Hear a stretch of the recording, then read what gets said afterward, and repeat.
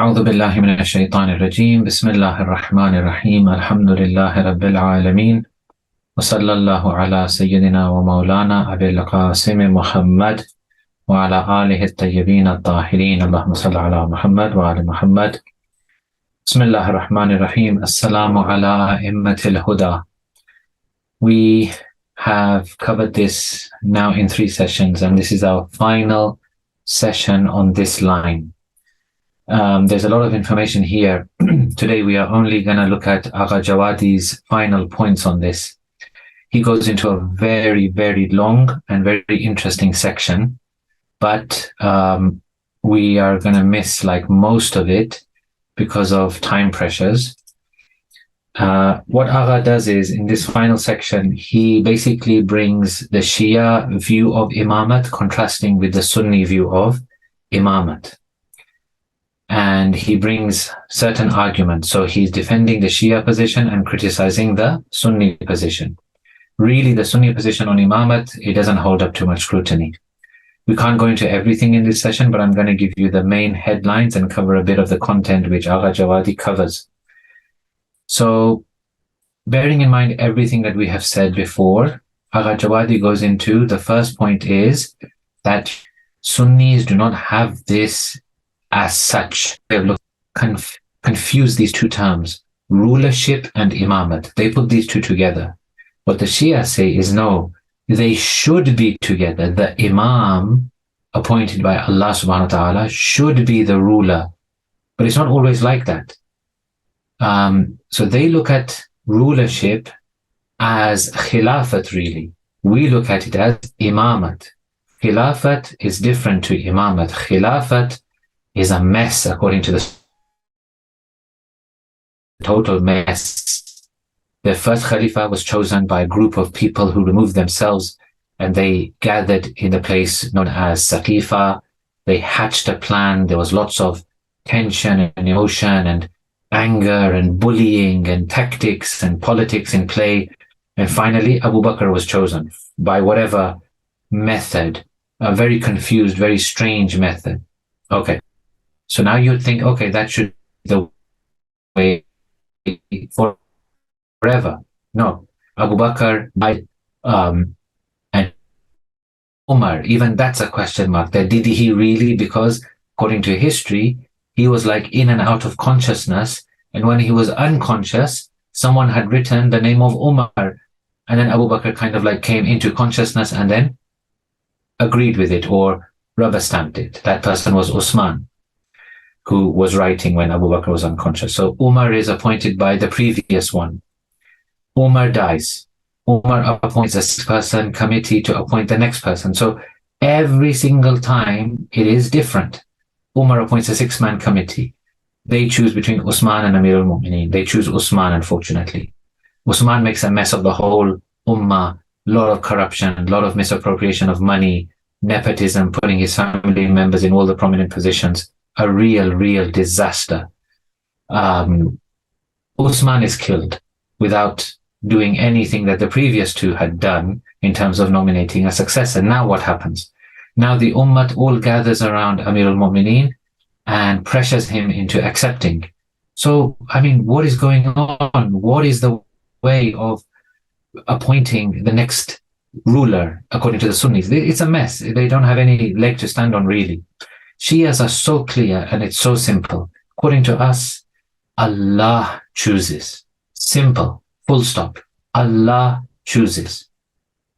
The difference that we have between the Sunnis' view of Khilafat and the Shia view of Imamate is very simple. They look at the Khalifa as being someone in power via some method. He's a kind of administrative ruler. He engages in military expeditions. He collects taxes. He runs the country, I guess, in an administrative way. Okay, so any half semi-intelligent person can do that. Like you see the politicians today. I mean, look at the state of our countries. They're in a complete mess. So what? What's the big deal? There's no big deal there. These are just people, ordinary people, who have got into power, usually through nefarious means, and they're running countries and they're making a mess of the whole world. We say, you know what? Allah chooses. Allah is the one who chooses, the best one to whom we have to give allegiance and we have to obey them. They are different. They're not administrative rulers. They are connected with Allah. They have knowledge of the Quran. They are guided by the angels. They are supported by the angels. They are communicated with by the angels. They receive a type of revelation. They are supported with Ruhul Qudus. They are immaculate. They are sinless, etc., etc., etc. These are completely two different views of Imam. They confuse Imamat with Khilafat. We say no. Imamat is Imamat. Whether he is a Zahiri Khalifa or not is a secondary thing. For the first 25 years after the Holy Prophet's death, was not even the ruler, but he was still the Imam. Should he have been the ruler? Of course. Was he the ruler? No, he wasn't. The other three were, unfortunately. Then it came to him. Does it make any difference for us in our perception of Amirul Mu'mineen, in our allegiance to Amirul Mu'mineen, in our respect for Amirul Mu'mineen, that he wasn't the ruler, then he became the ruler? Absolutely not. He was the Imam from day one, and he's the Imam until his last day. So, Agha Javadi goes into a lot of details on this. I'm not going to go into all those details. I'm just going to give you the headlines. The first thing he says is, in the Shi'a view, in the Shi'a Aqidah, in the Shi'a belief, Imam, not Khalifa, Imam must be Masum. So Imam has to be Masum. He gives different arguments. I'm going to cover 4 of them. Number 1, he says, look, all human beings commit errors, they forget, they become selfish, they can become cruel, they can be led by their emotions, they can be led by their whims and desires, they can be led by their lusts, by their greed, etc., etc., etc. If Allah is the ultimate guide, if one of his names is the one who guides, then for him to properly guide and bless people onto the right way, there has to be a perfect role model they can refer to, who is sinless, has no blemishes, does not forget, is not led by his desires and his lusts and his emotions and his family members and this and that. Is there anyone pristine which Allah chooses to guide people, because he's the ultimate guide and his guidance has to be perfect? So of course he has to choose someone who is perfect, who is sinless, who is ma'soom. This is argument number 1. Number 2, he says, hold on. Quran. Is Quran by itself enough? Can we just say we have the book of God and everything else is fine? We just need the book of Allah. He says, absolutely not. No one in their right mind would ever say this. Although this, unfortunately, he did say this. What a big blunder. What a person he was. Quran itself does not go into great detail on many things. It needs an explainer, someone to do tafsir and tabyin, an explanation. The Holy Prophet himself did this. The Prophet himself didn't just say, here's the Quran, there you go, my job is done. No. If that was the case, then there was no point in the Holy Prophet even living beyond the revelation of the Holy Quran. The Holy Quran would have been revealed and given to the people, and that's it. The Holy Prophet would have left this world. No. He lived, he explained the Quran, he explained its depth, he showed them how to implement, he showed them what it means.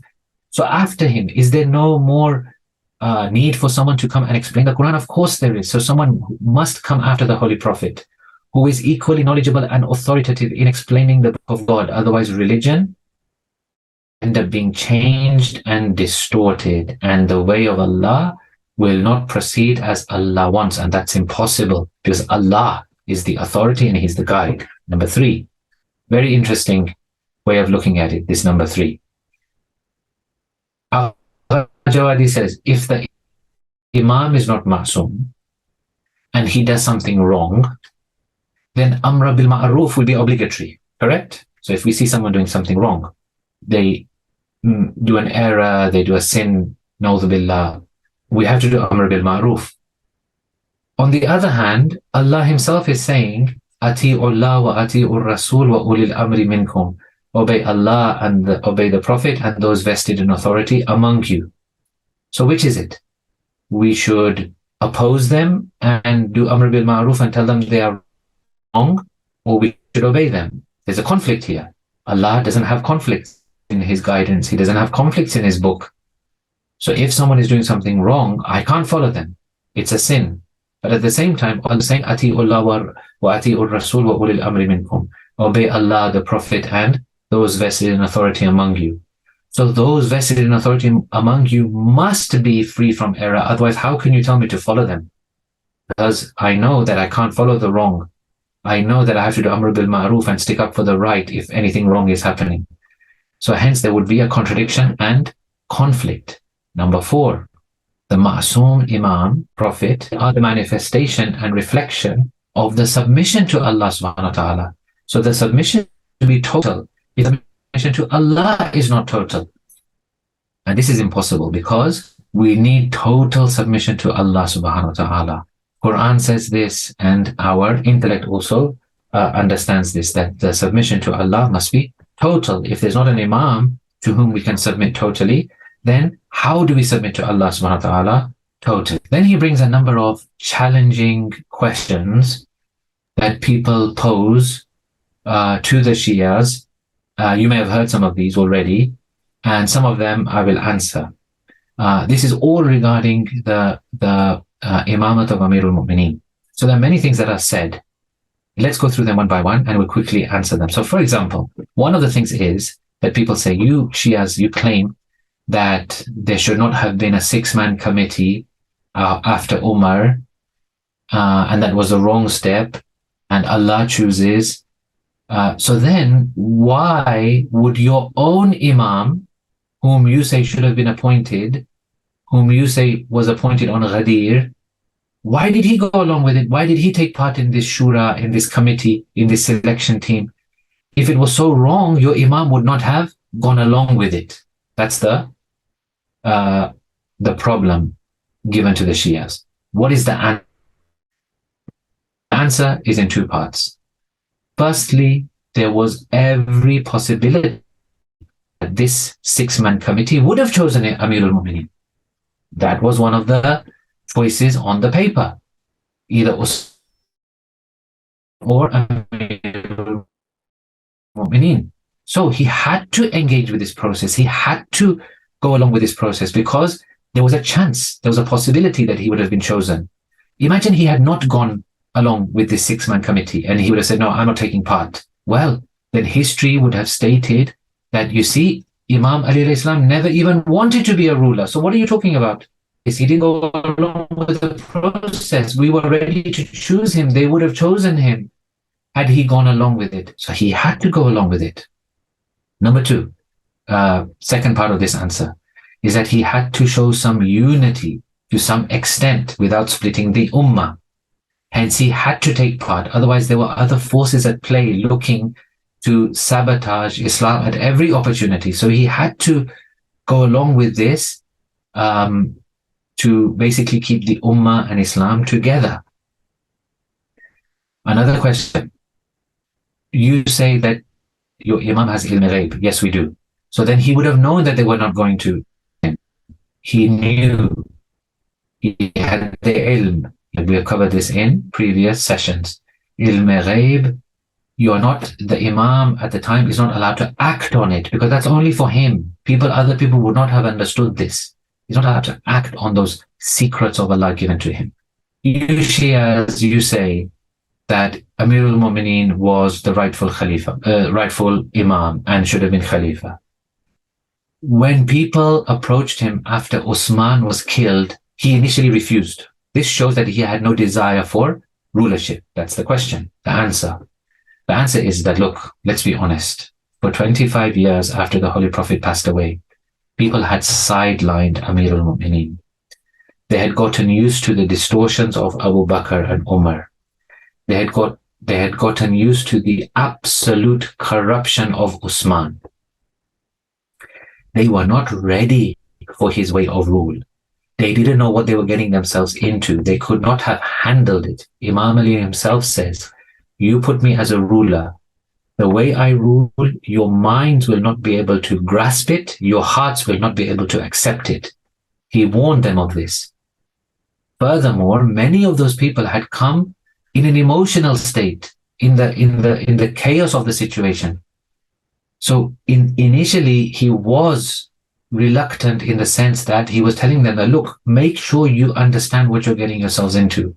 Don't just come to me like this. Don't think I'm going to rule like Usman ruled and like Abu Bakr and Umar ruled. No, I will go back to the principles of Islam. If you're ready for that, and eventually, of course, he accepted with all his explanations and everything. And by the way, all his predictions came true. People could not accept it and they revolted against it. Another question. Imam himself helped the khulafa in their times of need. Answer.